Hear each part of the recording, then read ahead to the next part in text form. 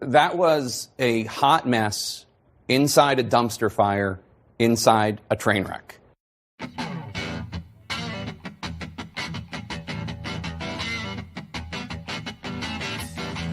This is the GPL podcast from GopherPuckLive.com.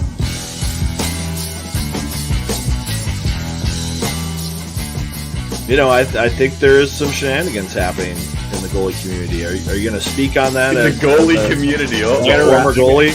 You know I got to ride this goalie nation, but oh boy, Jupe making mistakes. I love it. And so I had to train for this marathon. Make sure you stay awake for the game tomorrow. But the Big Ten's a bad conference. That's a joke. If this gets clipped, that's a joke. Oh no. We're definitely clipping that one now. Now, here's Jupiter and Vigo.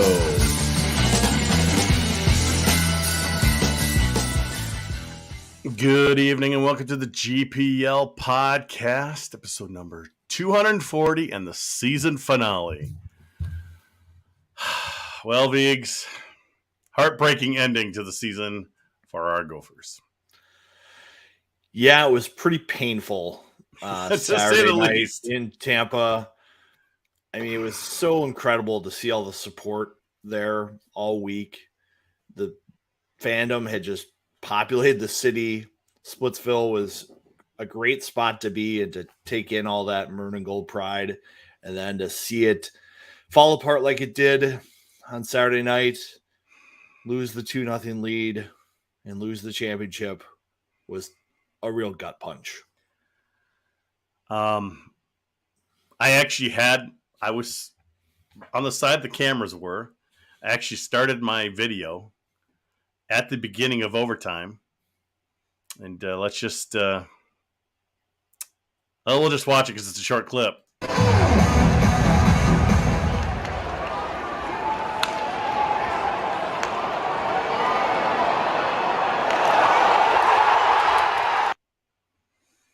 A very short clip, Vigs. 10 seconds. The season was over. We could go back and analyze those 10 seconds all we want. I'm not sure why Kester stepped up, causing Lacombe to move over and Nelson to cover. But some people were claiming maybe offsides. There was no offsides. It was a great play by Quinnipiac finding a weakness. And boy, it was just over just like that, Vigs. I think what Minnesota was trying to do, and I tried to explain this on Twitter as best I could after the game, is when Quinnipiac gets the puck in the neutral zone and they regroup, they traditionally want to get up the ice as quick as they can. So when they win it back to the D here and he's going back, he's usually looking to put it between the Minnesota and the Quinnipiac logo as quick as he can. So what Minnesota is trying to do is they're trying to take away the options in the middle of the ice, and they're trying to have, their F2 and their F3 cover the strong side of the ice, and they're trying to have a player cover the far side of the ice so that the D has to either go D to D or he forces a pass where Minnesota can jump and go on offense. And what happens here is Minnesota just gets put in the wrong spots and Quinnipiac beats them up the ice. And I think, if Jackson Lacombe could probably play this rush over again, he's the D all by himself back there. You can see that the Gophers have three players kind of on that red line, one attacking the puck, trying to take away that pass to the strong side. Yep. He wants that pass to go somewhere else. And when they don't stop the rush here, they're in real trouble. And I think this is something that Steve Miller saw. He's like, when Quinnipiac has the puck, let's be aggressive and try to create a turnover in the neutral zone so we can get offense.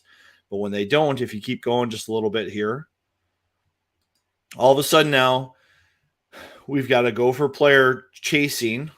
We've got Lacombe aggressively playing this rush, I think because he thinks he can make a play on the puck and end the rush right here. Mm-hmm. If he can do it over again, he should just be thinking about taking away the pass and a lot and play the shot. Yeah, because it was It looks like a left. Was that a left hand or right hand? I can't really tell here, but It looks like a lefty. So for him to get a shot off, he's going to have to expose the puck. And maybe that's what Lacombe is thinking is he's going to expose the puck. I've got my long reach. I can take it away. But as you can see, I think the Quinnipiac player picks up his teammate coming wide open, going to the far post right away. And Jackson Nelson can't get back for that. There's no one within 20 feet at that point when they enter the zone. Right. So if you just go a couple seconds longer. Yep. Only odd man rush. Yep. It's a backhand across. Yep. And then, he catches the puck and he does a fine job of, Nelson almost gets there. Obviously, this isn't great for the people listening, but people watching or watching on YouTube, you can see a couple guys, Gester's probably shouldn't have pushed up there, but he was covering a guy. He came up to cover a guy, but the puck went past him to another guy. Yeah, and I think that's the issue is they're trying to take away all the options at the red line and play the rush there, but they get beat up ice, and there's just too many guys going the other way. But this is not the story of the game, Biggs, at all. As we know, many people, experts and non-experts and whatnot, saying after the Nelson goal to put them up 2-0, they sat back and tried to play a defensive game. I would say that they're probably not wrong, but Quinnipiac also has a lot of something to do with that.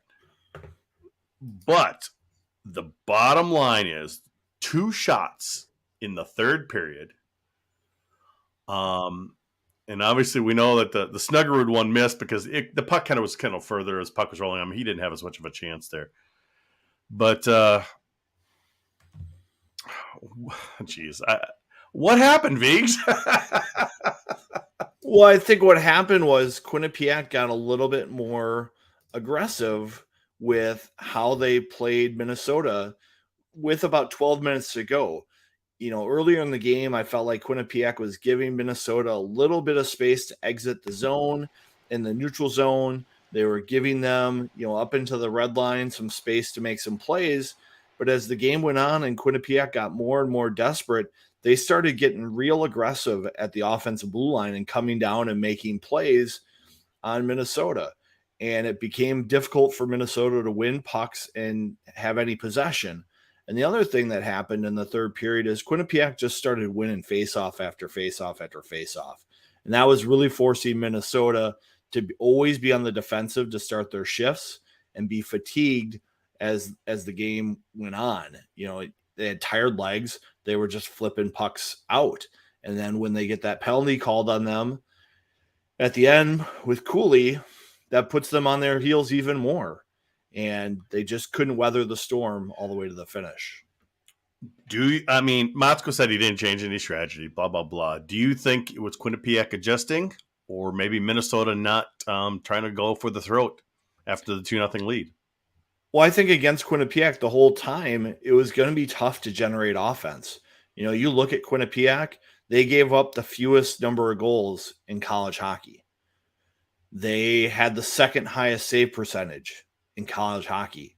They were the least penalized team in college hockey. They had the 4th best penalty kill in college hockey. This is a team that was going to be tough to play against. And so I think Minnesota was not going to be able to get into a track meet like they did against BU, where they were able to push the pace and where BU wanted to push the pace.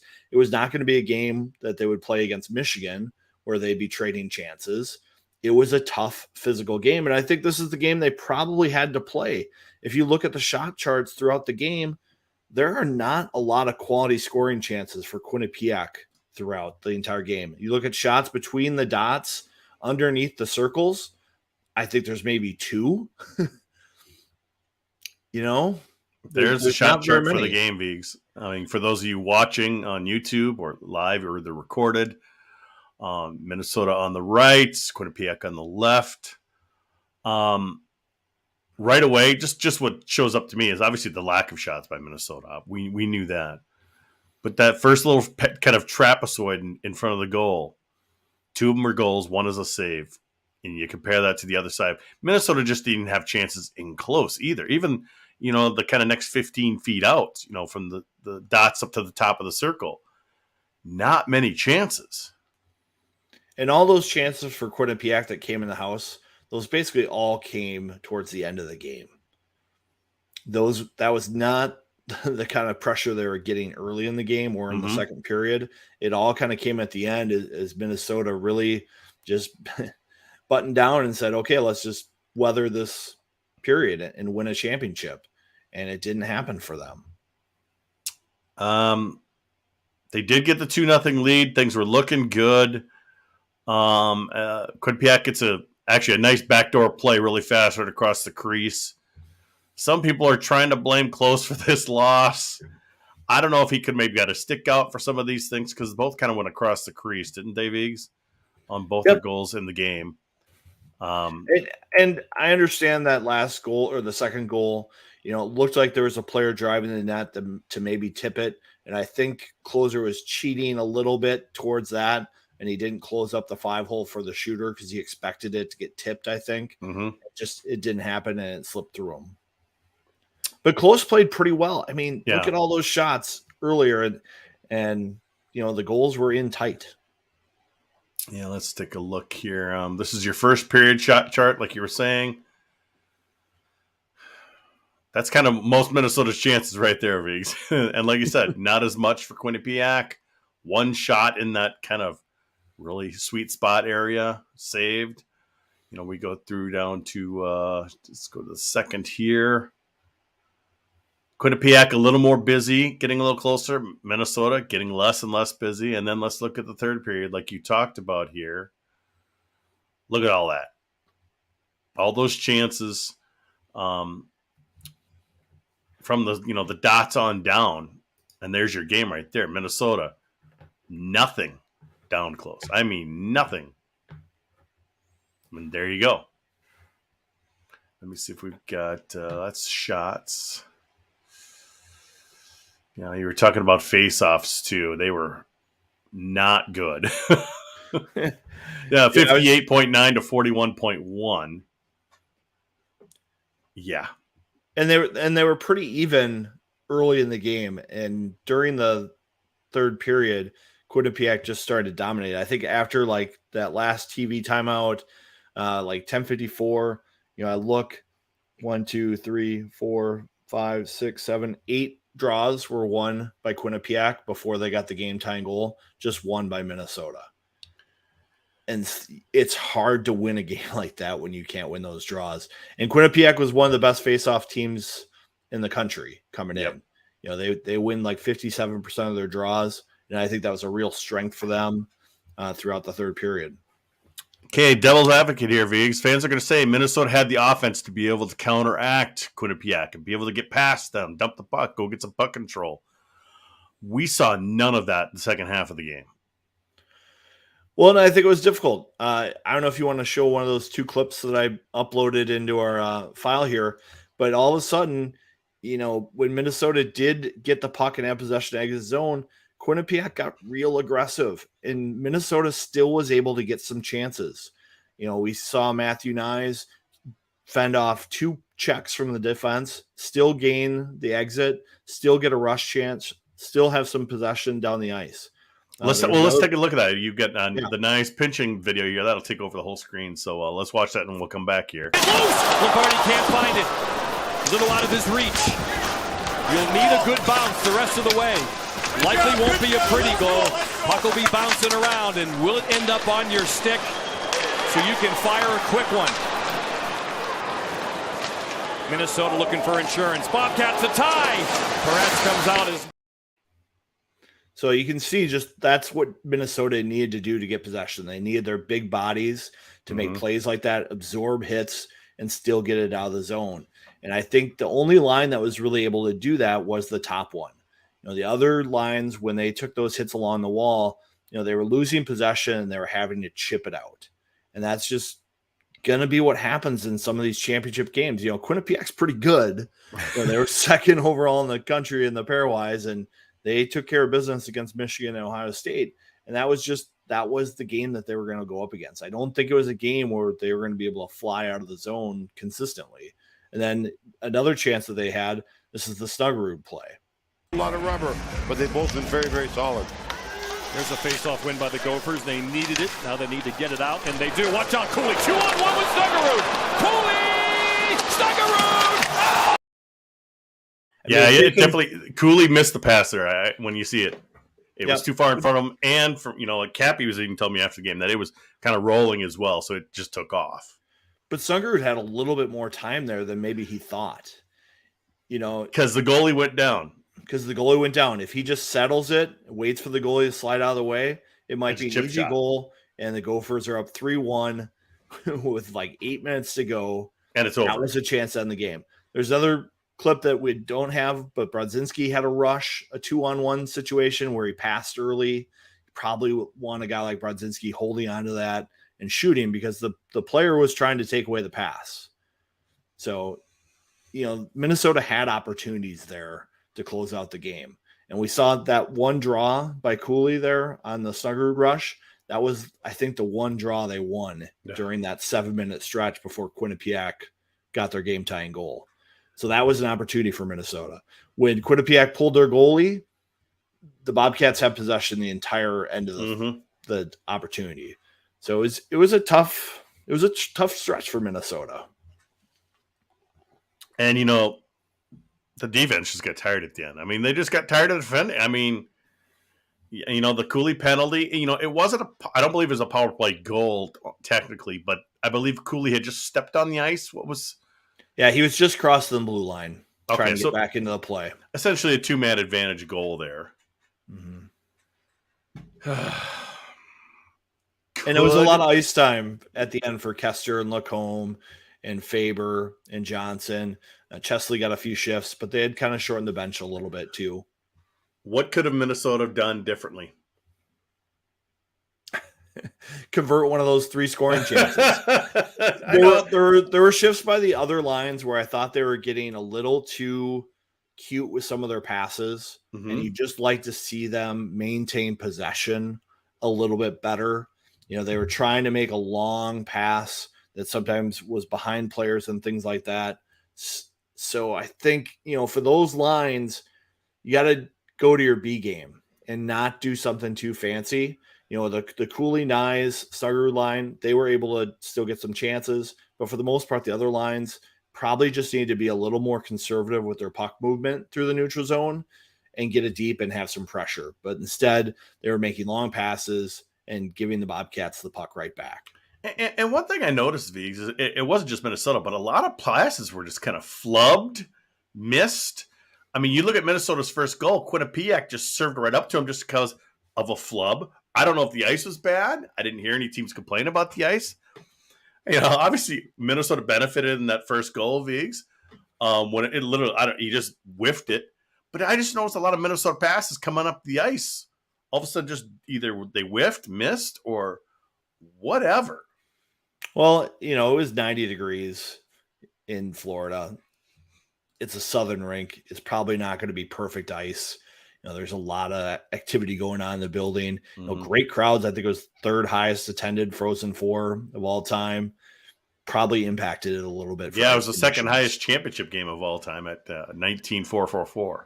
Yep. And I think both teams were struggling with the conditions a little bit. There weren't a lot of super pretty passing plays other than the one for Hughlin and Pitlick on Thursday night. Yeah, that was pretty sweet. First game, though, turned out that way. We did kind of cover that first game in our post game on Thursday evening, but it was a really good game for Minnesota Viggs. They won 6-2 over Boston University. Obviously, a longtime foe of Minnesota. It was 2-2 game, and then Minnesota pulled away with 2 Middlestead goals and 2 empty net goals by Cooley. So things were looking good in that area. And then, of course, we had that play by Pitlick to Hughlin, or Hughlin to Pitlick between the legs that just got everyone going. And things really kind of felt good after that game, don't you think? Yeah, I think there are a lot of happy fans on Friday and Saturday in Tampa for Minnesota with how they played. That was a fun game to watch.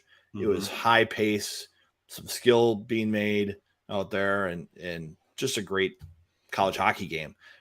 Michigan did not play very well that night against No, Quinnipiac, neither did Portillo. No. and it kind of gave everybody a little bit of a fear of playing the Bobcats because they could slow down the game. Now, I didn't expect Minnesota to play as poorly as Michigan did against Quinnipiac, and I felt like throughout the game, Minnesota did a better job of not turning pucks over. And for that part of the game plan, they executed really well. They just couldn't, at the end, there was just a lot of pressure by Quinnipiac since we couldn't, how many times did they have to clear and ice the puck in that third period to relieve pressure? It was a lot. Yeah, and I think it was actually less than I thought watching it. When you're watching it live, it just seemed so frustrating to watch it happen. But when I go back and I rewatched the game last night and I rewatched the last 10 minutes again today, Minnesota made pretty good decision with the puck in the third period. When there was an ability for them to take a check and protect the puck and move it to a teammate, they did. When there was a risk of turning over the puck, for the most part, they chipped it out and it got into the neutral zone. Now, they didn't always chip it out and not ice it. They didn't always chip it out and get a good line change, but they were able to relieve pressure. It's just those passes a couple times turned into flubs and chips because they just couldn't complete them. And now Minnesota is 0-3 against the ECAC in national championship games, 89, Harvard, 2014 with Union, and now 2023 with Quinnipiac. They just have Minnesota's number. Yeah, the styles just haven't matched up for Minnesota. I don't know what to say about it. Maybe Minnesota just gets in these games and they get too nervy. I think there were a lot of nerves for the Gophers on Saturday night. You could see they weren't quite as clean and composed as they've maybe been in the past. But they were weathering the storm pretty well. It's just the storm broke the dam. Looking back, first minute of the game, should that have been a 5-minute major? The hit on Kester. Now looking back, when you showed that little clip today, I realized the guy left his feet as well. Yeah, it looks like he explodes up. We don't have a good view of him actually clearing the ice, but it looks like you can tell he kind of landed. When it goes down. He definitely gets up on his toes.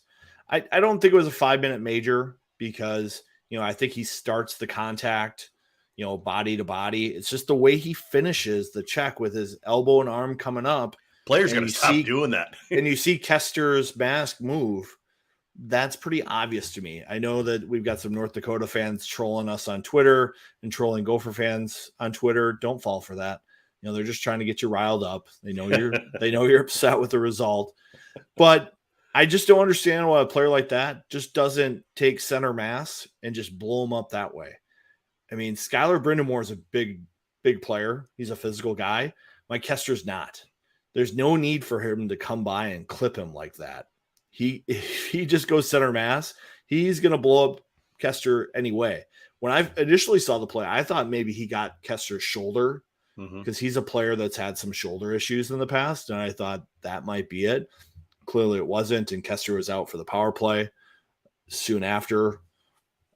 But I thought the call was right. I think it's definitely a minor. Bobby Bauman saying I was at the game, and since they wouldn't show replays on the video board, I was pulling up on my ESPN app to watch replays. That's kind of an NCAA thing, Viggs. They don't show any replays of anything controversial until they either don't, or if it's a goal, they might show it after the decision's made.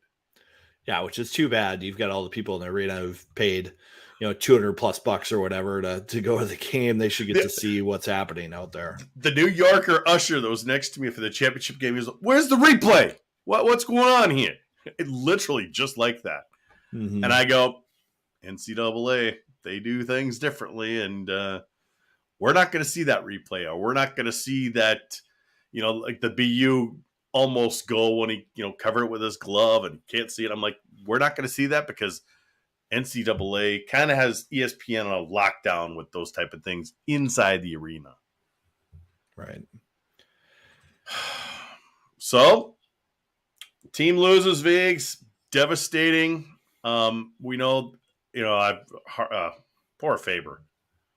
He was so distraught after the game. You, me, and Chris Eckes did go down to the locker room after the game. I just went in to say thank you to Scott Slarks because I just didn't feel like I wanted to be in that room with those kids. I did obviously if you guys go to GPL on the homepage, you'll see Mason Nevers embracing Kester because he was pretty inconsolable after that game. Yeah, I tried to talk to Brock for a little bit, and the words were hard to come out. It's just so emotional in that locker room. I talked to about 8 different guys just trying to get some explanation for what happened and almost to remind them, it's just one game. They still had a pretty successful year. I felt like I probably need to have that conversation with any Gopher fan I ran into after the game too. This team had the expectations to win it, just pinned on them. The players, they wanted to get back to that game and they wanted to win it. For them to fall short of their goal was heartbreaking for them. And if you think they didn't want it, that locker room after the game told you they did. Exactly. And that was me ripping on Sammy last year. I think that was just kind of me just ripping on Sammy because I was pissed at his performance for the entire season. Typically, you don't put seniors up in front of the cameras after the games. Not the game that ends their season. Yeah, I mean it did happen in Tampa in 2012. I remember Budish being up there, but maybe it's something he wanted to be up there. I'm not sure. Yeah. So you're not going to see the leaders. That's why people like you, Vigs, go to the locker room because the locker room's open, and that's different from during the season. Yep. I mean, and that's the last chance the media will probably get to talk to these guys until, next year. And so for the people that have been following and covering the team all year, that's the opportunity to get some last words to reflect on what's happening. And, I think the fans deserve to hear some of that. Obviously, there's some tact with the reporters going around the room. People can feel how they want to feel about that. But it's tough, but guys like Jackson Lacombe, Bryce Brodzinski, Ryan Johnson, they were all thoughtful about the season and about the game and about what happened. And they all felt like the game plan was the one to execute. Yeah. And they all felt like they were close and they had it. And that's a perspective you don't get if you don't go talk to them, because the press conference after the game, when a team loses, is brief. It's hard to ask follow-up questions, and the players and coaches, both of them, don't want to talk very much. Yeah, I see Nevin Peterson saying no one should have been in that room. It's an NCAA thing. I'm thinking they might want to tweak it because nobody does that during the regular season.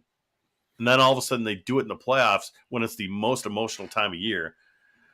I'm guessing the coaches don't like it, but it's really kind of an NCAA thing, isn't it, Vigs?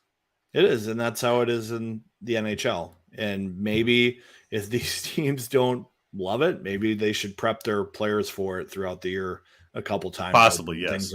Either do that or have the NCAA remove that type of access. Yeah. Not really sure. Big mistake. I really think having the smaller ice will help with games like this where it becomes physical and clogged up. Obviously, they're making the change. We've been seeing Craig Floor posting a lot of photos on Twitter himself and on the Mariucci Facebook page as well. Things are happening. Craig is still in Florida with his family vacationing, so he's had a couple of photos sent down. But it looks like there he started doing some of the forums of some of the new base of the arena. So things are moving along nicely there. Chris Eckes, interesting to see that Ryan Johnson hasn't signed yet. Vigs, I don't think we should really be surprised with any non-playoff team excited to sign anybody yet. Yes, Ryan Johnson is 4 years. He could opt out. But they're not. They're not like you. Some talk about Cooley. Well, is Cooley going to sign? Is Cooley going to sign? They're not going to sign him and waste a year for that one game left in the season. It doesn't make sense. Here's the situation: if you have a player that may or may not sign with you, the carrots you have for players, sign them now and burn a year of their contract so they get to get to restricted free agency sooner. That's the carrot that they gave to Lacombe and Nyes and Faber. They really want those players in their organization. Now, the players you're seeing sign these amateur tryout or professional tryout agreements, that is basically the players going, I want to move on to pro hockey. Let's make it happen. I'll do whatever. And so their entry-level deal slides to next year. And so I think for some of these players, they want that year burned. So they'll make more money as a restricted free agent than as an entry-level contract player. So I think the longer that these players wait means there's always the possibility that they don't sign, because there's no incentive for them to sign once the year ends. And I think the odds go up for a guy like Logan Cooley to come back next year. I think there's a chance Ryan Johnson isn't being offered that year to be burned on his contract. Yep. So maybe he doesn't want to do that. And maybe he doesn't want to go to Buffalo if he waits to the end of July, I believe it is. Right. I mean, then he can kind of free agent and sign wherever he wants to sign. Mm-hmm. Or wherever he's felt that he's needed. And then when you're looking at a guy like Jackson Nelson, if a team is willing to burn a year to sign him as a free agent, that's got to happen in the next couple days. Mm-hmm. If they don't, maybe that opens the door for him to be a COVID year senior, a fifth year. Yeah. Yep. Or, maybe he'll just wait to find the right fit later because there's no incentive to sign right now. Well, let's talk about what that happened. So, the team comes back Saturday night. They were coming back no matter what, even if they won, folks. So that's not a big deal. Faber, Nyes, and Lacombe the next day, I believe it was, signed their contracts. Faber with the Wild. He's played a game already. Nyes with Toronto. He's played 2 games and was back in Tampa last night. And then Lacombe played his first game for Anaheim last night as well. One thing that was interesting with the Rink Live with Jess Myers saying that Nyes felt, he could have stayed in Florida, but he wanted to go back with his team because they meant a lot to him. And so he was only home for a very short time and then went down to Miami to play against Florida. But those 3 guys have all signed. Lacombe was a senior, so he was going to be gone. The other 2 are underclassmen. But all 3 were expected to sign fairly quickly because those teams that they're on are going to keep playing. Well, actually, Lacombe's not. But Lacombe's not. But they really wanted him. They did want to lose him. They didn't want to lose him, exactly. Right. So they gave him that incentive to say, we want to sign you. We're willing to burn a year of your contract. And so the players who haven't signed, I think that means that their teams are not willing to burn a year of their contract. Mm-hmm. And so that's less of an incentive for these players to sign. Now, will they ultimately sign? Maybe. But there's not much else for these teams to offer. They can give a different kind of bonus package to players. There's like an A-level bonuses, B-level bonuses, C-level, to really, incentivize players if they play well in the NHL and they can get more money. But for most of these contracts, they're pretty standard. So they're getting so somebody like Lacombe, he burned a year, but it's a big, huge prorated type of contract that he was getting paid. So he's not, unless he got a huge bonus, really, he's playing 1 or 2 games. I'm not sure if he's got another game or not, but that's it. Yeah, he'll get like $100,000 bonus or something like that, and then he'll get 1/82nd of a salary. Mm-hmm. But the issue is he'll only need 2 more years before he hits his first restricted free agency deal, when he'll be getting, a possible multi-million-dollar contract at that point, which could include signing bonuses to pay him up front, depending on how things go. Now, Faber and Nyes will get, 2/82nd or whatever of their contract, and then they will get, I'm not sure, how does playoff pay work? I feel like it's by round. That there's a player payout by Okay. round, so they'd be able to get that. So those 3 have signed already. No other signed so far. Stodderker's hit the portal, Viggs. That happened yesterday morning. Are you surprised by that? Maybe he was feeling the temperature of the room and decided probably not going to play as much next year? Or what do you think his motivations are there? I personally was going to be surprised if he was back to play the next 2 years with Minnesota. And when Bob started saying things like that around January, once it was confirmed he was redshirting, my antenna went up. I said, hopes he comes back. I didn't think it was going to happen. He wanted to finish his degree, graduate from Minnesota, and be with the guys he came in with and finish that part out. But he wanted to preserve those 2 years to go somewhere else, get an advanced degree. And, I respect the guy for doing that. A lot of players don't really care about the academic side of it, but you've got a guy like Stoddeker, you got a guy like Johnny Sorensen. Those are 2 players who are putting their education first. And, North Dakota's looking for players, Viggs. They got plenty of spots to fill. Maybe he could fill theirs because they lost all 8 of their defensemen. Maybe they could use them. And, I think Stoddeker could play. It's just last year, he got scratched a couple times because he's not the greatest puck moving player in the D-corps, but he adds a physical element and a good shot blocking element, defensive zone element. But I think he's going to have to go somewhere where he can get supported by guys who can be a little bit more offensive. In Minnesota, their blue line is going to be tough. I think Carl Fish is probably past him in terms of ability. Fish, I think, is a much better skater, a little bit longer reach, and has shown himself to be pretty reliable. I'm a big fan of Fish. I wouldn't mind him having like maybe an A next year because he just kind of has that leadership vibe to him. So that would. And when they did the player karaoke in Tampa, he was probably the best gopher. Well, okay, we'll get to Tampa in a bit, but so do you see anyone else jumping into the portal? Maybe some freshmen that didn't think they played enough. I mean, this is pure speculation, folks. We don't have any previous knowledge of anything. The only player I would worry about from a flight risk because of that would be Bartoszkiewicz. Just because there's a pretty good chance Justin Close is back next year as the number 1 goalie for Minnesota. And Bartoszkiewicz has not gotten many games the last 2 years. And games are critical for a goaltender. The only issue there is there's goaltenders galore in the portal.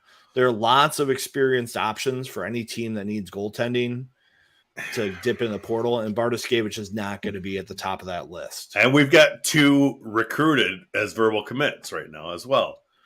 We do. Nathan Airy and still technically Andrew Gino Pashore, I think his name is. Yeah, I don't know if Pashore is going to make it to campus. He had that 1 year where he was having a hard time finding a place to play goalie. He ended up at Danbury. This year, it took him a while to find a spot at Aberdeen in the NHL, and he's not their number 1 goalie. Mm-hmm. So if you're Minnesota, you aren't usually bringing number 2 goalies from the NHL to your roster. And the kid hasn't taken his commitment off any of his socials. Yep. It's still listed that way in the line charts and whatnot for Aberdeen. So we're not going to make any assumptions there. But when they get a commitment from Nathan Airy, who's played a ton of games in Canadian hockey, that's looking like a safer bet to be a next goalie who's going to come in and play. That's the Justin Close model right there. Okay, so we'll just have to keep an eye on the portal, folks, to see if anyone else decides to jump. And then some good news, Viggs. Mr. Snuggerud has said he is coming back, not going to St. Louis. And I'm glad he did because, honestly, the end of his season wasn't as good as it was earlier, Viggs. Yeah, it felt like that whole line had a little bit of struggles down the stretch, almost like they were pressing. Except for Cooley. Cooley did pretty much. Well. Yeah, but they're pressing a lot, and Cooley got some of those empty netters that maybe kind of boosts his scoring just a little bit. And, I think that there's room for growth in his game. He tries to play a little bit physical. I think his skating has gotten better. but there's just more to unlock there. I think he could be a little bit more productive at handling the puck, possessing the puck, and not just being a scoring threat. So we'll see. And really, the big question right now is, does Cooley come back? It's good so far he hasn't signed. You don't see him down in Arizona yet. I mean, we've seen videos of him saying, I don't like school. I'm guessing a lot of guys don't like school. A lot of people don't like school. I don't mean school. But he really seemed to become, I don't know. He just gave me that feeling that he, as the season went on, that he didn't give us that vibe of a one and done Vigs. It's like he really cared about the team, which a lot of times you do not see in some of those type of players. Mm-hmm. And the one thing that kept coming up from everyone I talked to at the end of the game was how much love there was for everybody on the team, and how, anyone you see on the team, when you see them, you're happy to be in the room with them. And that was just common for all those guys. And that has not been a normal thing at Minnesota for at least the last decade. Mm-hmm. A lot of these teams are, 20 players, 4 Ubers. It's not because they all couldn't fit in one. It's because they want to go different directions. We've talked about that with Ramsey and Shearhorn a little bit, where, the teams aren't just one together group. And that was really important for this group to be together. I talked to Jackson Nelson about that after the game, and he said it was very intentional. When he got here, the team was not united, and that was one thing he wanted to do as a leader for this group, is make sure everyone was included and everyone wanted to be around each other. And so however they did that, they've created this environment where I think a guy like Logan Cooley feels like a part of the team and feels invested in being a Minnesota Gopher. Fingers crossed, folks. Fingers crossed that he comes back. If he doesn't, I don't blame him, but boy, I don't know if I'd want to go to Arizona right now and play in a tiny rink. I mean, he can perform at an NHL level offensively. Yeah. And I think he's competent defensively with winning pucks, but it's never going to hurt you to stay that extra year. It could set you back a little bit if you go too early. And we saw that with Casey Middlestat. It's taken him a while to get to the point where this year where he's a productive NHL player. And that path maybe could have been shortened a little bit had he spent that extra year in college. Well, the one huge positive again, Vigs, Tampa did a great job hosting the Frozen Four, their third time. As everyone sees, probably when you get into that Tampa airport, I don't know if, probably not in the Orlando one, but there's signs everywhere talking about the Frozen Four, banners going across walkways downtown. I heard him talk about it on the different news stations. They were doing a traffic and weather report when I was at a restaurant having lunch on Friday, and they're talking about, it's crowded down there and blah blah blah. I'm like going, don't forget that they're talking about the championship, and boy, I was running into Minnesota people all over the place. Boy, they put on a great show again. Yeah, it was great. I think one of the nice things about Tampa and being around Amelie, there's so many places you can walk to there that make it really inviting for the hockey fan.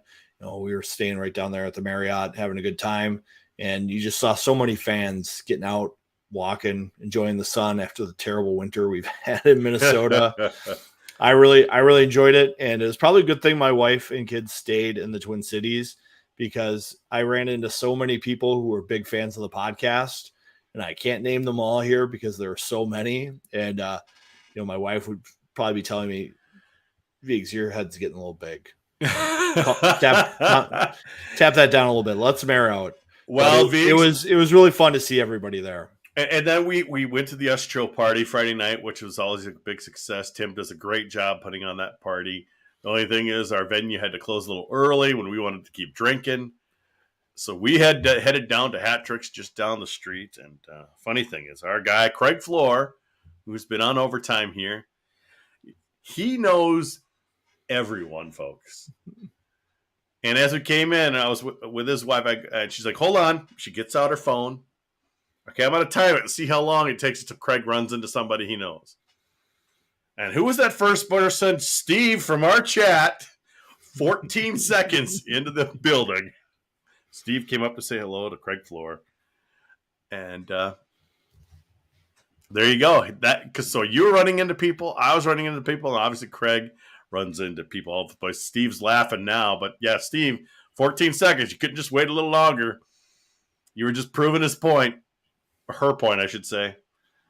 So that was a fun night, Viggs. That was my first Ustro party.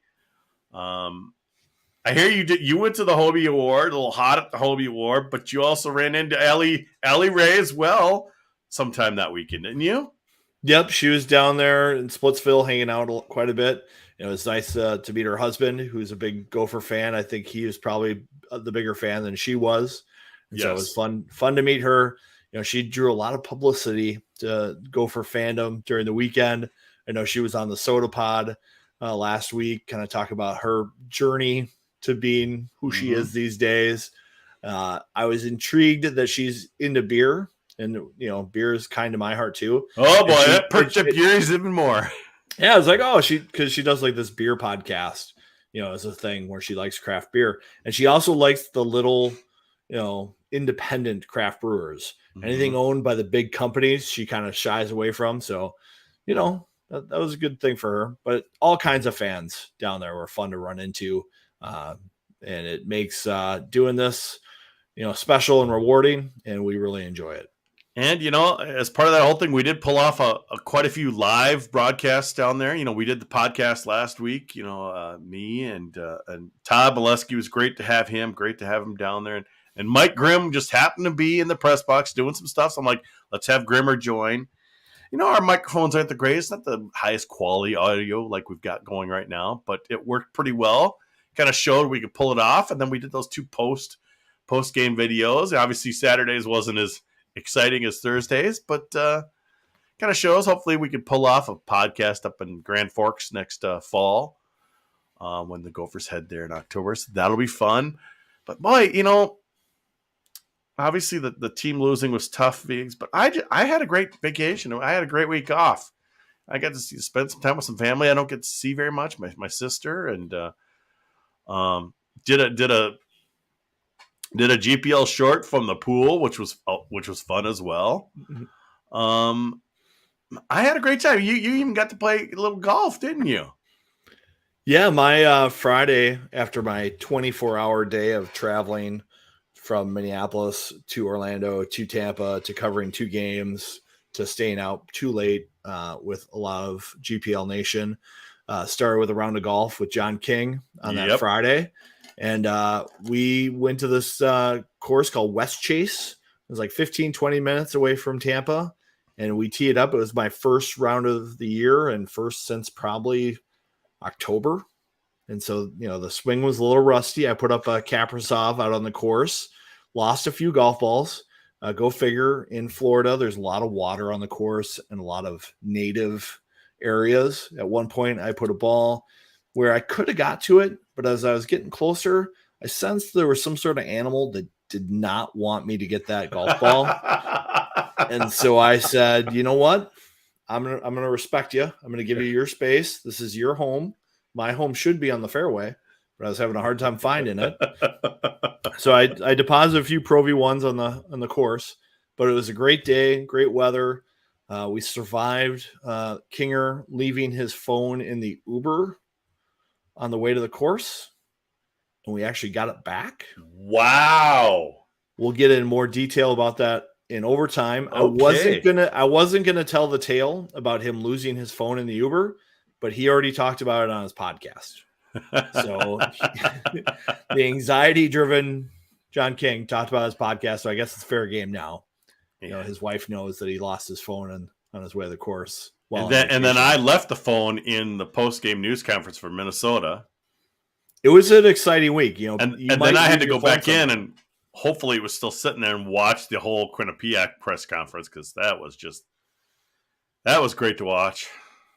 It was long too. When you win, that press conference is longer. Yeah, it does. Yep. It does. Viggs, one little thing I wanted to talk about here before we run off. Tampa did a great job, blah, blah, blah. But just a couple hours ago, Binghamton University says they're going to go D1 in men's hockey and women's field hockey to, make it balanced. And they want to start playing 24-25 season, hopefully. That it literally came out of nowhere late this afternoon. Well, one of the things that's kind of fun at the Frozen Four is there's a college hockey kind of state of the game press conference where you have a couple of people like Scott Sandelman's up there and they're talking about expansion, name, image, likeness, transfer portal, funding, scholarships, extra coaching positions, all this stuff. And one of the things that the College Hockey Inc. folks disclose, they've had about 14 or 15 schools do feasibility studies on whether or not they can add hockey and what they have to do Title IX. And I got a feeling we're going through another period of change here in college hockey at some point. Especially with Spirit Conference thinking they want to do it too. The Summit. Sorry. I misspoke there. Yes. And Summit. So if you're not familiar with the Summit, that's North Dakota, that's Denver, that's Omaha. They might form their own hockey conference, and they only have 4 schools right now, but they could get 4 affiliated members and have 8. And that might mean a shakeup to the NCHC. And the big thing Summit has going for it is they have Josh Fenton. And he is the one that I think made the NCHC what it is today. He was a big voice in that. And, if they split their ways, I think that would be a very strong conference. Yeah, it'd be a strong conference, but boy, it's just mixed things up even more. Maybe. Well, we've got teams without homes right now that we need do places. Augustana slid their way into the CCHA, but Lindenwood's going to need a home. Long Island, the Alaska schools still Arizona need a home. State. Arizona State, Binghamton now. Yeah. and maybe Atlantic Hockey could have Air Force play in the Summit League or something like that, and maybe they have some more regional teams that way. Maybe CC goes in that league too, and that creates room for somebody else in the Midwest to join. A different league. So we'll see what happens. Nevin's Mr. Negative today. He says SCSU hockey will be dead in 15 years. I don't know if they'll hang on as much as possible. I think it's more the university that's in trouble up there, Vigs, more than just athletics. Athletics is being affected by all this. And they're limited a little bit. Pardon? SCSU is limited in what they can do with their program. True, but they're not going to be able to invest big money. But their enrollment is way down, and it's not looking good just on the academic side, much less to say the athletic side. Great season, Vigs, for the Gophers. Didn't end the way we wanted it to. 2 years in a row. Some heartbreak. This year was the worst because we were there. We were there, Vigs. Pat Micheletti said we were going to blow them out Saturday night when I talked to him before the game. Well, I was predicting a 2-1 game with some empty net goals, and Minnesota almost got there. Like, they were so close because you knew Quinnipiac was going to pull their goalie early. Yeah. And I think if the Gophers aren't on the penalty kill when Quinnipiac pulls their goalie, the Gophers have a good chance to end the game right there. It's just when they were down and they were at that point of the game. Minnesota's had 4 extra attacker goals this season. Their opponents had 0 until the championship game. And Minnesota, I think, had 8 empty net goals. Yeah. On the year. When other teams pulled their goalie, which happened a lot this year, the Gophers were able to get that extra goal to spread out the score. And I still think that penalty changed the outcome of the game a little bit. Even though they didn't score on the power play, they scored just after. Yeah. And it just gave them a lot of momentum. It was a tough way for the game to end. That's a call I can see in October and November. I can't see it being called at the end of the game. It's not why they lost. Minnesota had other chances, but it made the margin smaller. And honestly, a tough way to end it. You look at somebody like Mr. Nyes. 0 points those last 4 games, Vigs. He was still doing things to create. He was still doing things. So, but how many times did he come up big with game-winning goals during the season, overtime goals during the season, we didn't see that Nyes in the playoffs. We don't know if he was injured, sick. I don't know. It was funny. He got a point last night, almost had his first goal. I'm like, we could have used one of those on Saturday night. Oh, for sure. Any final thoughts here, Viggs? Great, successful season for the podcast, for the website, for the team. It was all a lot of positivity. We're looking forward to next season. It was mentioned to us today we should do a podcast in the middle of summer. Maybe we will. We'll see. We'll play it by ear, but I kind of like the downtime, and I'm guessing you do too. You don't have to kind of schedule it. Oh, I can't because I've got the podcast. But, God, it was a great year, though. Great year. It was a great year. Hopefully they get back to the Frozen Four in St. Paul next year and maybe get one more step on the ladder. Yes. That's it, folks. That's the end of season number 12 for the GPL podcast. Of course, we want to thank all of you. Thank Viggs right over here. Thank all of you that either listened, watched as we've done these videos these last couple of years. We appreciate all of you and all of your support and are looking forward to next season already. I had myself back in here. I know I keep hitting the wrong button. For those of you watching live, there I am. Stay tuned for some overtime. For the rest of you, we'll catch you back in September when we're ready to kick off the next season. Thanks for listening, folks.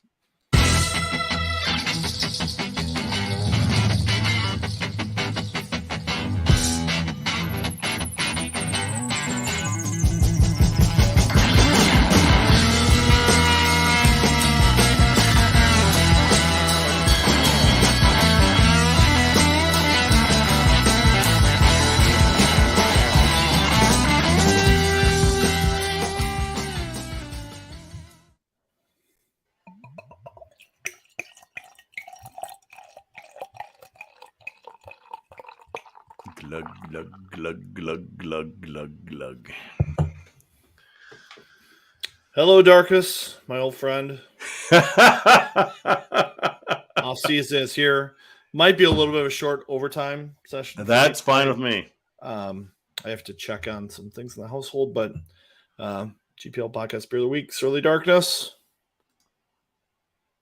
That was one penalty call they did show on the scoreboard. Q fans by me were agreeing with it. Shouldn't have. They're saying the Q fans are saying it shouldn't have been called. Whew. Like I said, when I'm shooting, it's really hard to see the game.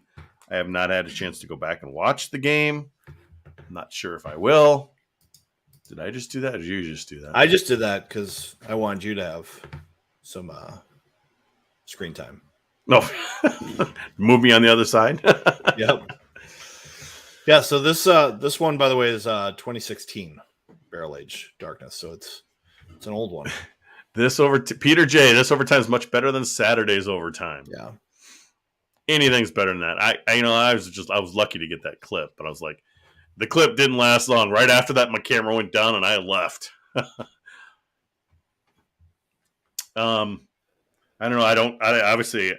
I don't get upset like I used to. Viggs, I could tell just when they lost. I went down to the ice. Took us a while to get the photographers on the ice, but we got down there. I didn't stay very long because the players didn't stay very long. And it took them so long to get us out on the ice. So I got a couple photos, and that was it. Then the players were gone, and I didn't feel like I wanted to stay out there anymore, so I left. Yeah, it was a tough finish. And then, like I said, I left my phone on the chair next to me between me and Jess. I go back, start getting set up for our quick little broadcast. I'm like, where's my phone? And then I'm still getting texts. And so I got people texting me. I'm trying to text on my phone, which is never easy to do, especially when you're in a news conference and you can't.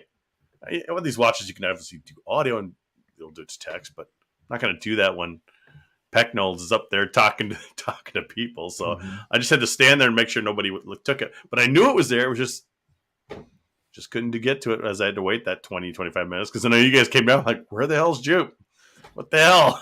Yeah, where are you? Like to do the post show, like to start writing. Yeah, I'm going to be back in just a second. I got to check on something, all right? It's all good. It's all good. Give me a couple minutes. It's all good. I'll take some questions. Well, let's take a look. A lot of people already lasted longer. Yeah, this overtime is. Let me see. Frustrating the Gophers could not convert. Yeah, that wasn't good. Gosh, you guys, let's have some positive stuff. My issue with the calls, ref close to the play was yelling. Yeah, I would kind of agree with that. Because they both were kind of fighting. The both referees said, "Yeah, no, that's both sides." I don't remember the motion he made. He did some kind of motion.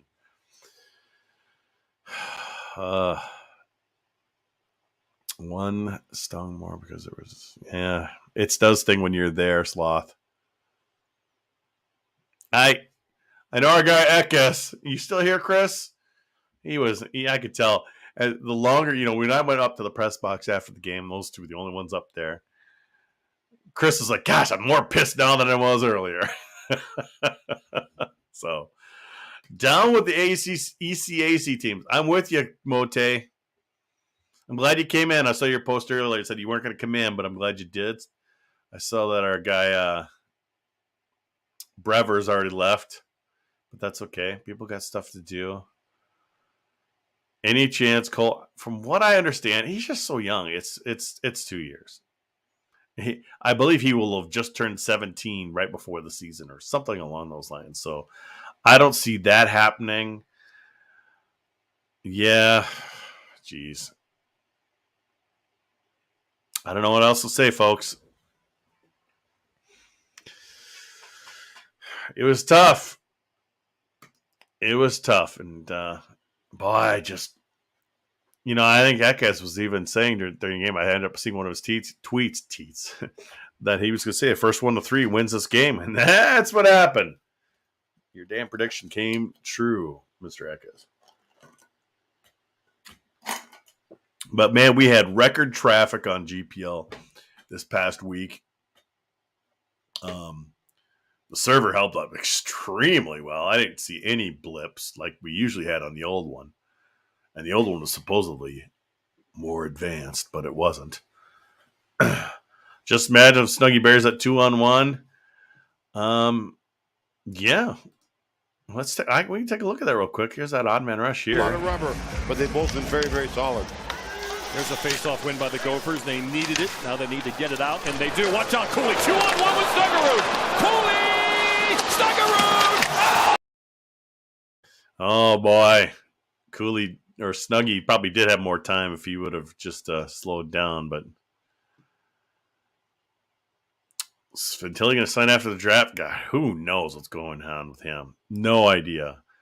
On the okay, here we go. Ken, on the positive side, it was great to see Faber debut of the Wild as a second deep pairing. He looks really solid out there. Long way from days of Islanders GM saying Minnesota doesn't develop.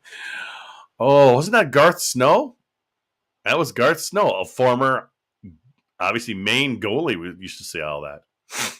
And it would have been game over, Steve, if Snuggie puts that away. But, man, they had no pressure. Zero pressure the second half of the game. And it was horrible.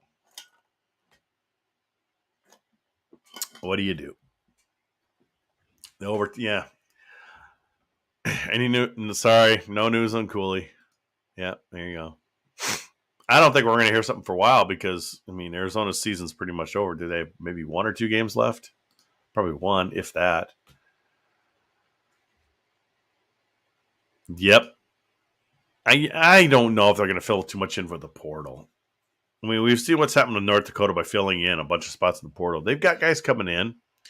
I don't see us really doing much of the portal unless something unexpected happens. That's just kind of how things are. We are not North Dakota. And as you can see, the more years goes on, the more it's going to hurt North Dakota in their recruiting. They lost all their damn defensemen. How grumpy would Deutsch have been on Saturday night if he was there? That's a good one. Viggs, how grumpy would Deutsch have been Saturday night if he was there? Pretty grumpy. Did we get? I don't remember getting any texts that night. I think I did. I think I got some. Well, yeah, he didn't do anything with our group text. Well,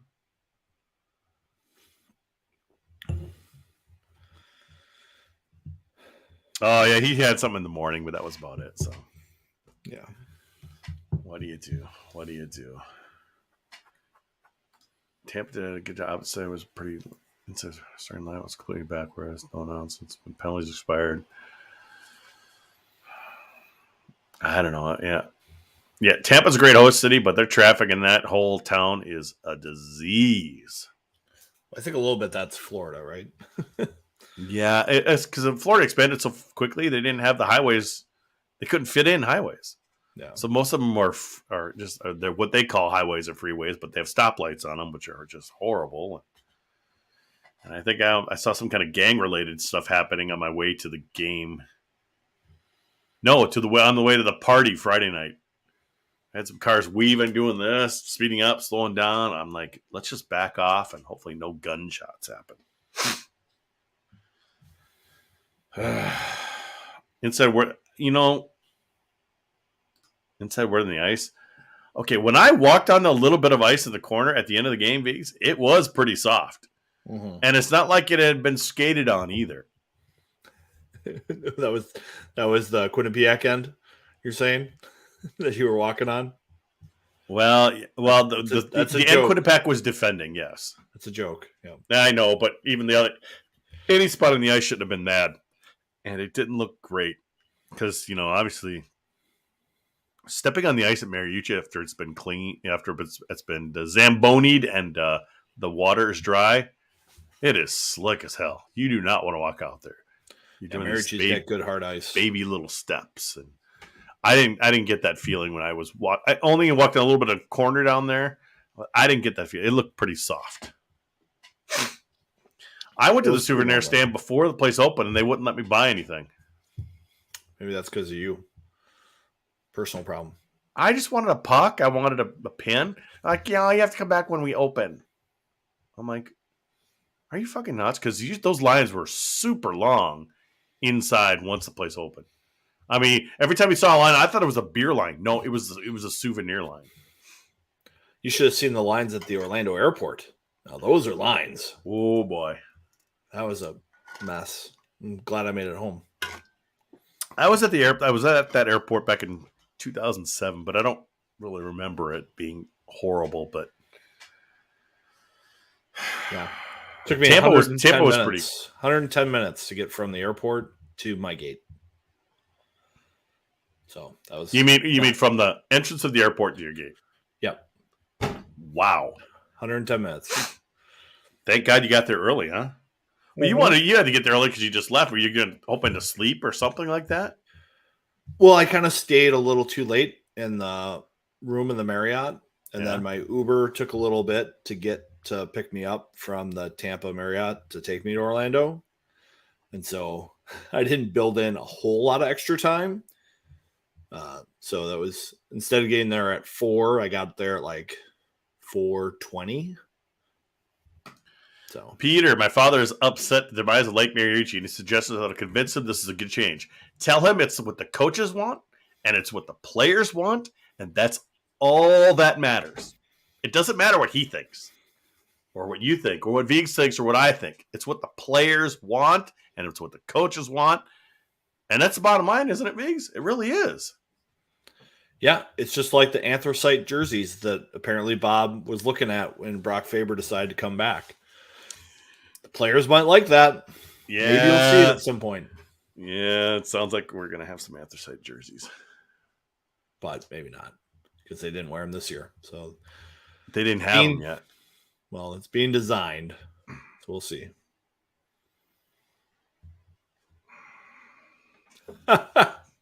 Let's not get anybody in trouble tonight, Jude. Well, yeah, I'm not trying to get anybody in trouble. I'm just saying. I will.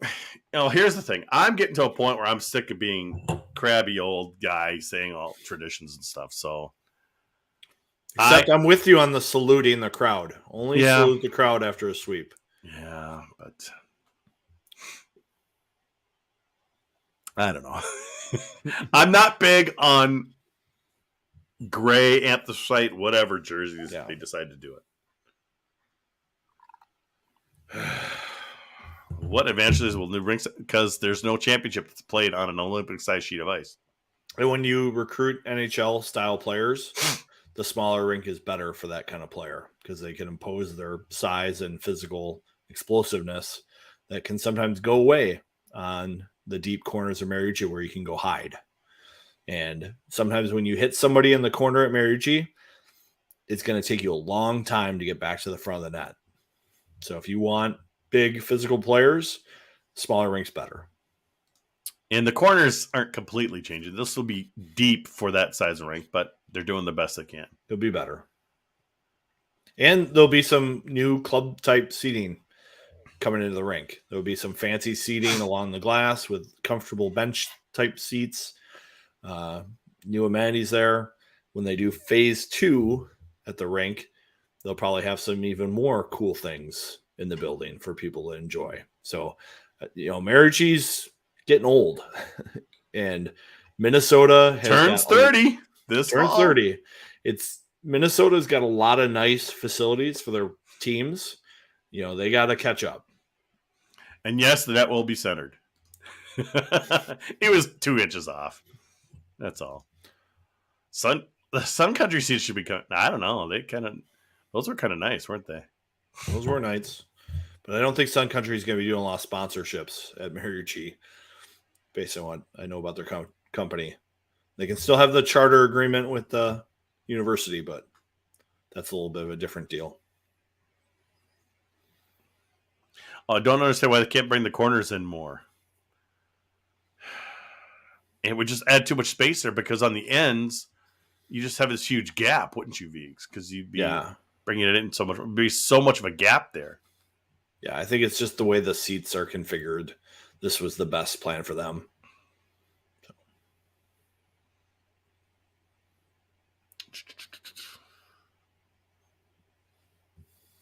I'm still waiting for Bob to re-sign, according to a well-connected GPL. Well, Goldie Shuffles heard some interesting rumors and shared them with the board in the past. when he was saying that wasn't he saying he should quit, or? Well, he's saying that I think Bob's personal life has been stressful since Mac died, and I think I wonder why. Right, and so I think the question for him becomes, how do I have some balance in my life and support my family, especially his wife, through all this. And being a Division I Big Ten hockey coach is a huge time commitment, and family doesn't probably get the priority that he would like to give it. And so I think that's definitely something that weighs on his mind and in his decision making. I have a hard time seeing Bob get this close and not keep pursuing it, because this team, they're going to lose Johnson, Faber, Lacombe. Maybe Johnson comes back. I don't know. But they'll be bringing in Rudd at defense. And they're going to be bringing in Oliver Moore up front. Beckett Hendrickson up front. Who am I forgetting? Well, there's one more forward, I think. I got to pull it up. It was Hendrickson, Renzel. Another first-round draft pick defenseman. Yeah. Those are some pretty good players. If they get Nelson and Brodzinski back, that's some leadership that I think they have a chance to come back. Is Moore a forward? He's a center, but is he a center? I think he's played center, but I think he'll be a wing. And he would fit well next to Cooley and Snuggerud. You think? Right. So I don't think they'll be taking a huge step back, Viggs. I like the defenseman they're adding. I like that Fish is going to be playing. I'd love to see him, because I think he's kind of got he's just a solid kid. He's a solid player. Very likable as well. Yeah. And he's shown that he can play when he's been in the lineup. So I don't think there's a big fear of plugging him in. And they just had so many defensemen this year. Yeah. I think Kesley's going to take a big step. And officially, Moore, Renzel, Rudd, and Hendrickson have all signed their letters of intent. Right. We don't have anyone else officially yet. And it'll be kind of a wait and see thing if they have Cooley signs. We had Stoddicker leave, and if someone else were to happen to just either change their mind or sign, or it's just something goofy, you never know. That's when that type of thing could change, because there are a couple other recruits down there, Viggs. Jimmy Clark, we'd like to see him another year, but he's a potential to fill in up at forward if they need it as well.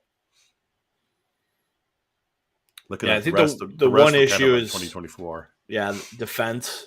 If they were to have some transfers or issues happen there, that gets to be a big question mark for me. What they would do. I think Brady Akash is another player committed. Probably needs another year of junior hockey before he's ready to make the leap.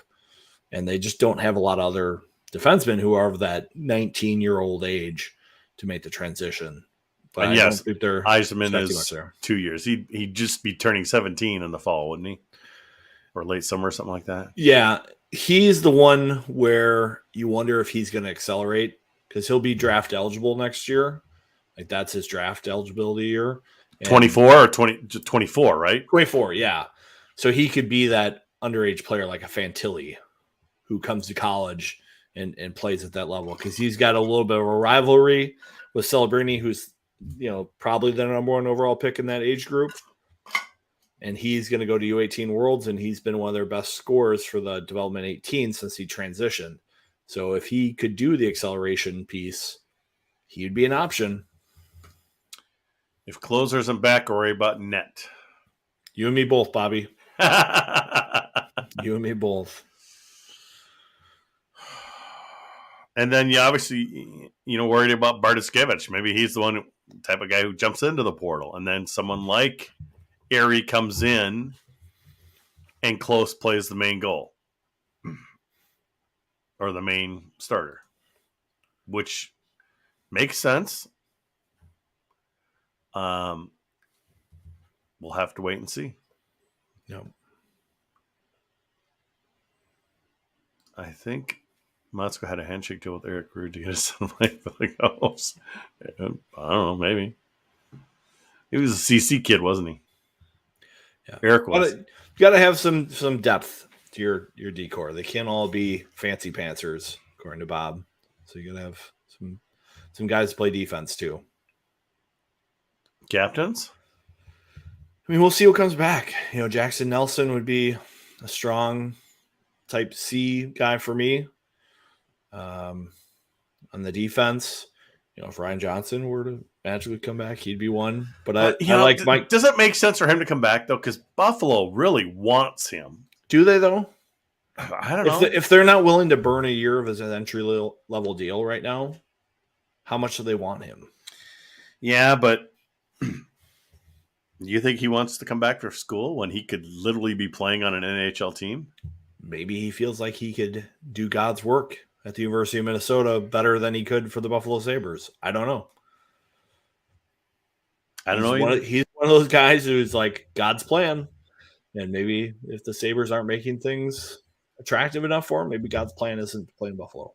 I don't know. I'm not the kind of person to put a whole lot of stake in that. I must say, I did like Hughlin in the post-game conference Saturday night. He held it together pretty well, did pretty good.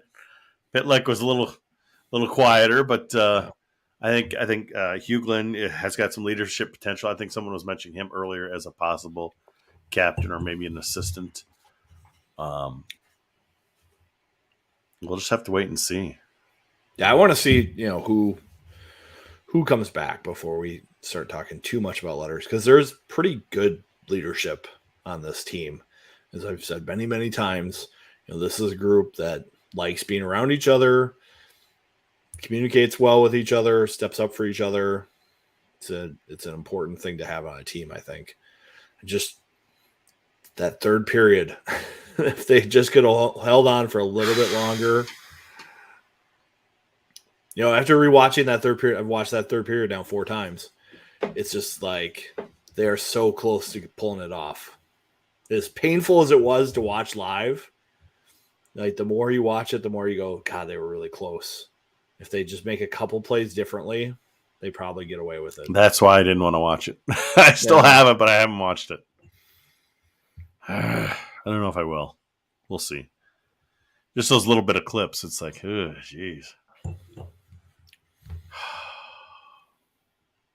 I can't even watch that period back. Brutal, says Josh.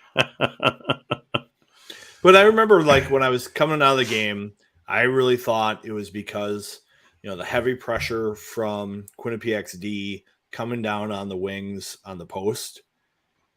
I thought that was a big problem. The more I watched it, the more I realized the Gophers were still making pretty good decisions with the puck in that situation, except for the Nevers, Nelson, Brzezinski line. Once they cleared the zone, twice they made extra passes that got kind of fumbled, and then Quinnipiac was right back in their zone. Other than that, it's like I never really saw a decision that I just went, oh, that's a boneheaded play. But So it's just those two passes. But the one thing you've talked about all season is connecting shifts. And that's one thing they didn't do all night, really. No, especially in the third period. I think they got fatigued and they got to the point where they're like, just chip it and get off. Or just do whatever I can not to turn it over.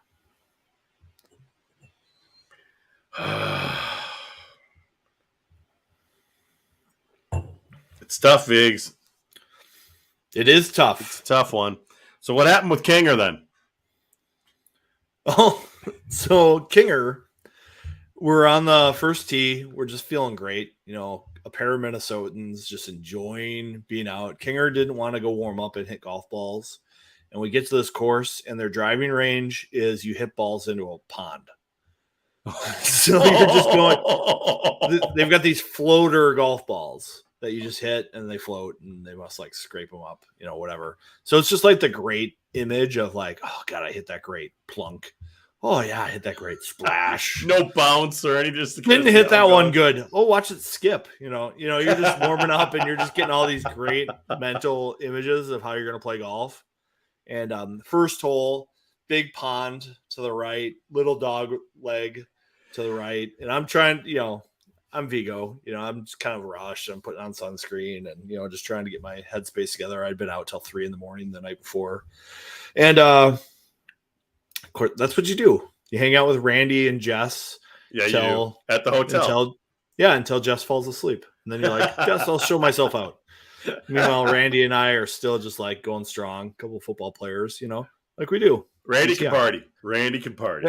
Randy can party. He's a professional, right? He's a professional. Yes. So we're doing that. And we get the first tee, and I've got this app on my phone where I can usually look up a course and I can get GPS and all that stuff.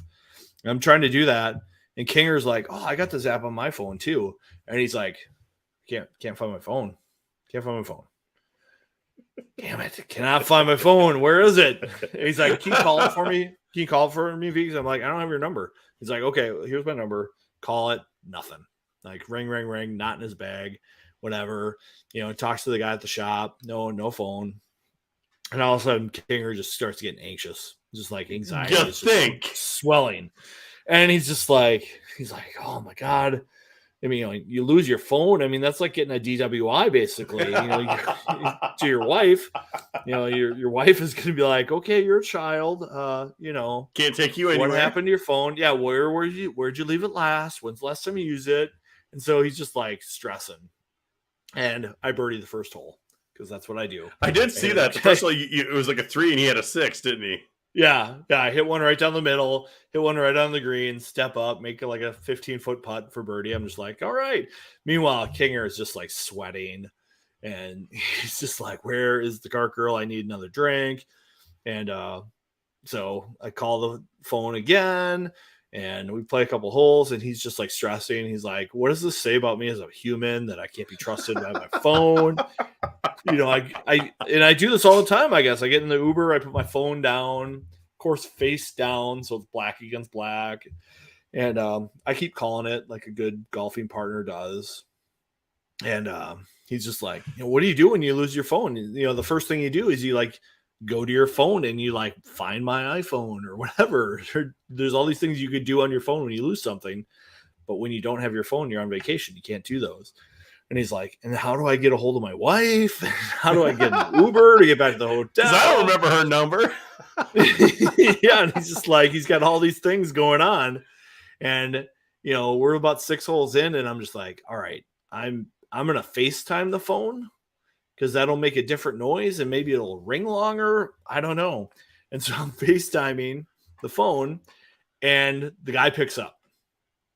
And the guy's just got a huge grin on his face, like, "Hello, sir. How are you? I must have your phone." And Kinger's like, "Give me the phone, Vigo." So he gets the phone, and Kinger's like, "Hey, yeah, we're at the golf course. Can you just drop it off at the clubhouse, and I'll tip you like $100 on the app, on the Lyft app or whatever?"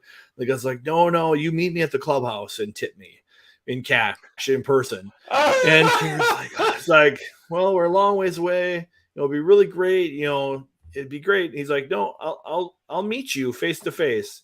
And so, like, I've got $100 in my wallet, and Kinger has no cash, and so we do that. And Kinger's like, "He'll just drop it off," and I'm like, "No, he's not. He's not going to drop it off. He's going to want the cash before he hands over the phone."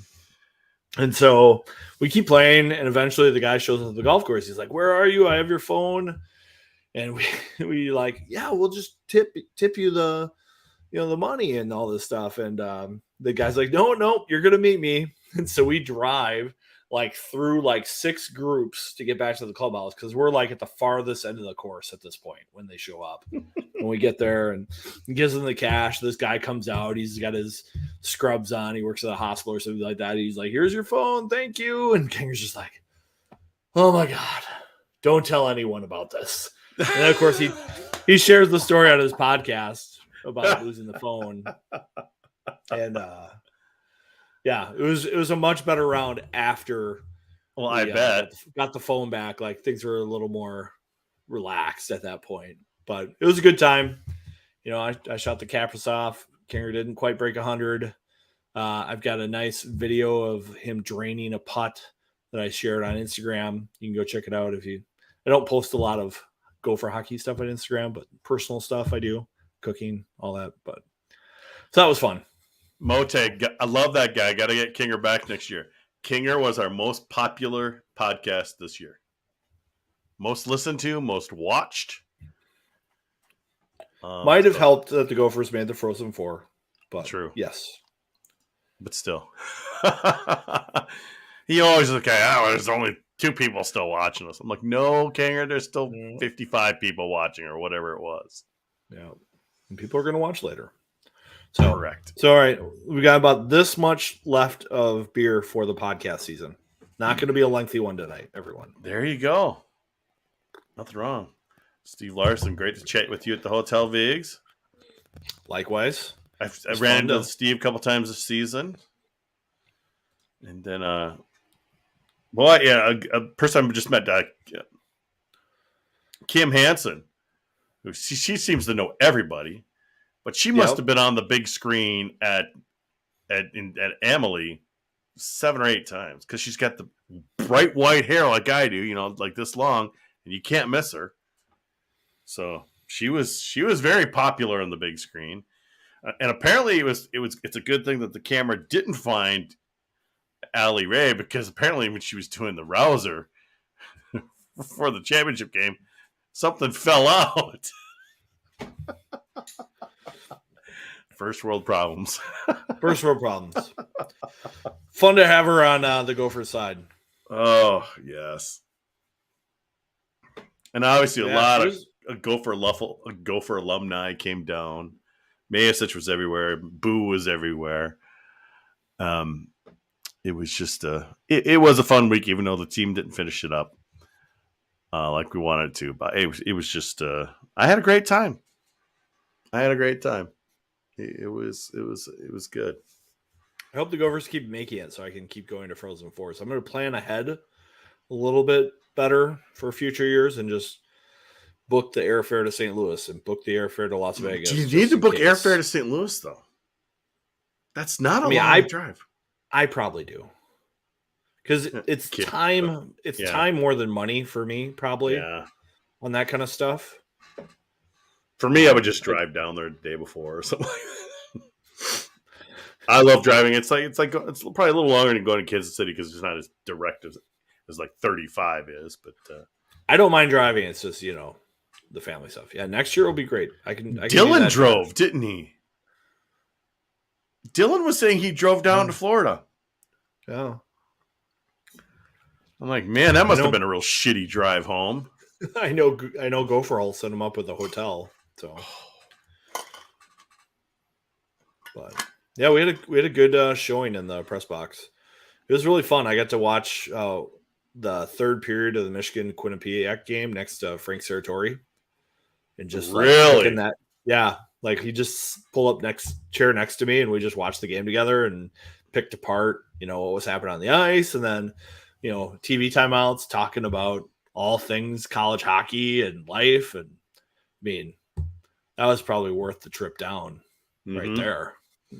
I was surprised we got 2 spots in the press box. I was glad we got that. That was very cool. I know.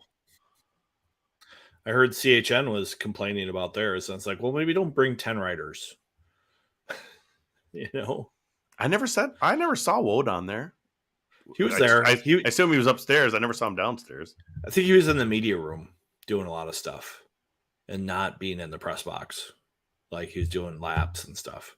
So, yeah, I guess I never saw him. But I saw the whole CHN staff. Raid media area downstairs.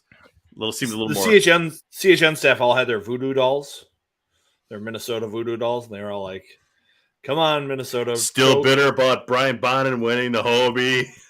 Yeah, I think it was a Brian Bonin voodoo doll, actually. So, Old Forester makes a 1910 Old Fine whiskey and a 1920 whiskey. One of them's a little bit sweeter, lower proof, and one of them is a little bit more tannic, higher proof.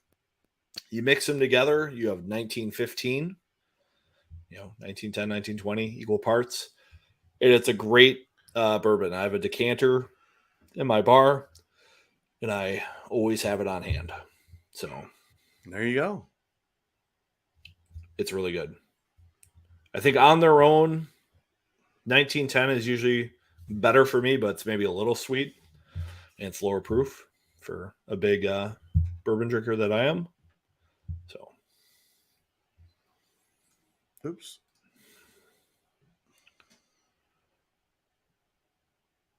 What do you think about ticket sales next year? For Minnesota? Yeah. I would think that would be pretty good. I would hope so. It's crazy to see Gopher Twitter, though, after the loss. I think there was a lot of casual fandom that said, well, I'm going to start tweeting about Gopher hockey now all of a sudden. So that was tough to see. I mean, they did get to the championship game. That's pretty impressive. I know we expected them to win, but Quinnipiac's pretty good. And they had a lot of fifth-year players who played key roles. They got Graf from Union to transfer to them, who was a key offensive player. I think they were missing a little bit of offense. But they were a good team. I mean, they totally got Michigan off their game. Like, Michigan could have easily lost that game like 7-1 or something like that.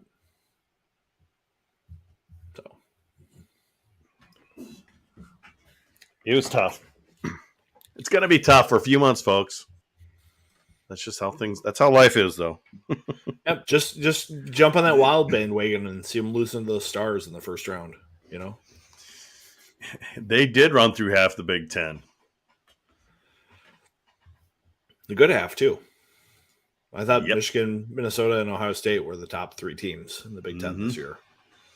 And I think Ohio State might have played them the best, but they didn't have the scoring touch. Mm-hmm. Like, if Quinnipiac played against Minnesota the way they played against Ohio State, I think Gophers easily win.